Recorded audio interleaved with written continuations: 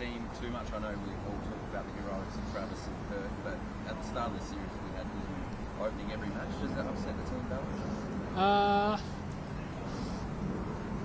I guess it does a little bit because we probably planned to have Aussie there for the whole time, but I think the best thing about our team over the last few years is when someone has come out either due to form or an injury or something like that, someone's always stood up and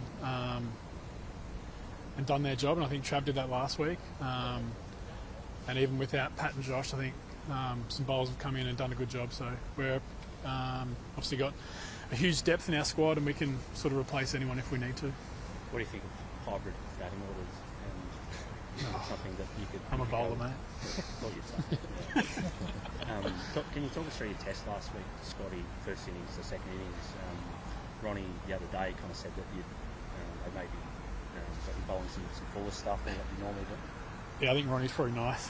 Pretty nice to me there. I just had one of those days where I just felt like I was over pitching too much. Obviously, I wanted to start a little bit fuller than normal with the new ball, but probably bowled 7 or 8 half volleys and they all went for 4.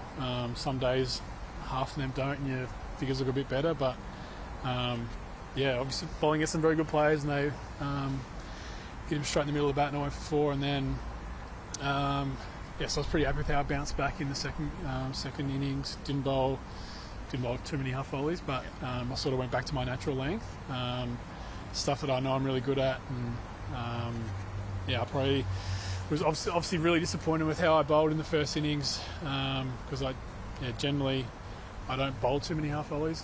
But to bowl 7 and not sort of figure it out a little bit quicker, I was a little bit disappointed with that. If you take the new ball again, will it be a case of bowling that length that you used to? No, I take the new ball for Victoria all the time, so I'm not too fussed about either bowling first change or taking the new ball. I'm pretty comfortable taking the new ball, but I couldn't see. I won't be bowling. Obviously, I want to bowl a fuller length with the new ball, as everyone does, but I just don't want to be over pitching as far as I did the other day. Did that game and the way that England batted, particularly in the second innings, does that sort of reassure you that you can hang it sort of 4th, 5th, 6th stump and they will middle at it?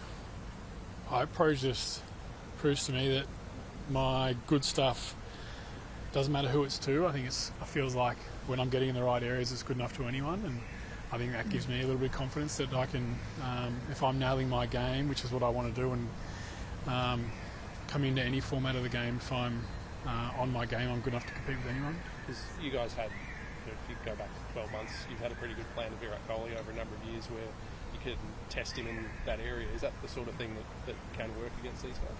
Yeah, it felt like that the other day, especially with the bounce in Perth, and I think we'll get some good bounce here at the Gabba, which we usually do. So, I think we just had a bowling meeting before and we went through what worked in Perth and what's going to work here, and it feels like a lot of the stuff is very similar.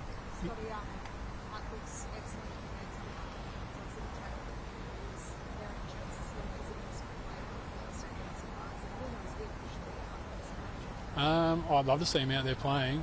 He looked like in red hot form the other night. It's as good as you'll see a fast bowler charging in the nets, and we know how good he is. He's the best bowler in the world, so we want him out there as desperately as what everyone else does. But I'm not sure a decision's been made on that yet. It feels like you had some success with the short ball, not so much yourself, or you did get 1 wicket off everyone, but I think 6 of their wickets fell to short ones in the air, longer boundaries.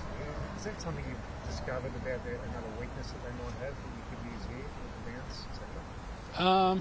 Well, definitely there's the ground size plays a big part in that. Like Perth Stadium is really wide, really big pockets, and the ground is quite similar here, same as the MCG and SCG.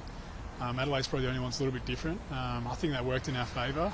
Obviously they tried some bouncer plans which worked well at different times. I think sometimes when you do go to that bounce plan, you can leak runs pretty quickly. So I think coming into the game, we'll assess that. I think we had him 6 for 80, and then we sort of went into some full-on bouncer plans that sort of leaked a little bit of runs. We got some wickets, and first innings it worked really quick, and then second innings they sort of played it a little bit better. So I think we'll just be adjusting on the fly. But there's been a bit of chat about Nathan Lyon, whether maybe you can do without a spinner in this test, but can you just give us a sense like how valuable it is having someone that can try to do the rest, like the front line spinner conditions. Yeah, like Nathan Lyon's the best off spinner in the world, so we're lucky to have him. We didn't use, obviously he wasn't needed too much last week, with us only bowling less than 70 overs for the game. But I think generally in day-night cricket, especially here when we haven't played too many, it's a bit different to Adelaide where the ball spins a fair bit in the pink ball with leaving a little bit extra grass coverage. I think usually here the wicket is a lot finer grass. It's cut down a fair bit more. So it sort of means there is some flat periods in the game. So yeah, I'm sure we'll be using Gazza at some stage during the game. What do you enjoy about bowling the lights, Scotty? When men take it, get catch with under lights. What do you like about this condition? That was during the day. Yeah, but the pink ball under lights, I think it does do a little bit more. I don't think anyone really knows why, but it seems to come a bit more alive at night time. And if you can get a new ball with a longer last session, I think you can really make some inroads. And as a fast bowler, everyone likes it when it's moving around. So I think as us bowling, it's a good thing, but I think it makes a good viewing on TV as well. Scotty, proud moment for Brendan last week in the second do you think more needs to be done in that space to get more Indigenous kids playing cricket at a young age? Yeah, I've spoken about it a lot of times when I think in cricket we want more role models to show kids that there is a pathway to come through, and I think Brendan obviously is playing a big part in that, and especially in the girls' space where they're on TV so much now with Big Bash and international cricket. So I think there is starting to become a bit more of a pathway, and hopefully with that I think the Indigenous program pre-COVID was really strong. We'd play games in August, September against state teams up in Brisbane and stuff like that, and that was sort of a really good, almost not the pinnacle, but because we want to have obviously more guys playing the Australian team, but I think that was a really good pathway to show guys what the next level looks like and what they need to do to work on their game to be able to get to that level. And Brendan's come through that program, and I think it was awesome the other day.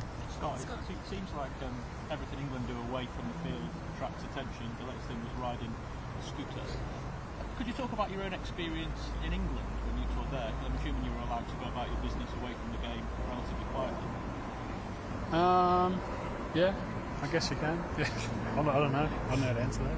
But when you toured England, there wasn't, intrusion to you guys off the field? Can't really remember that far back. What about, sympathy as a fellow professional, because you'll know that, there are times when you want to get away from the game. You guys have just been able to get home. How far's too far in terms of intrusion? Yeah,